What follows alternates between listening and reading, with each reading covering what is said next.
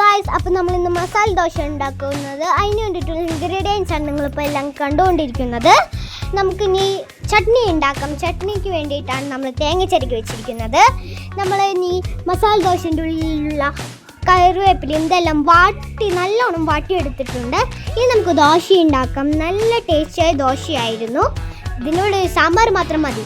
നിങ്ങൾക്കറിയാലോ, ഈ ലോകത്തിലെ ഏറ്റവും ടോപ്പ് 10ലുള്ള ദോശയാണ് മസാല ദോശ എന്ന്. ഇനി നമുക്ക് ദോശേൻ്റെ ഉള്ളിൽ മസാല വെച്ചിട്ട് മൂടാം. ഇനി നമുക്ക് മിക്സിയിലിട്ട് നമ്മുടെ ചമ്മന്തി അരയ്ക്കാം. നമ്മുടെ ചമ്മന്തി റെഡി ആയിട്ടുണ്ട്. ദോശേൻ്റെ ഒപ്പം ഇനി സാമ്പാർ മാത്രം മതി.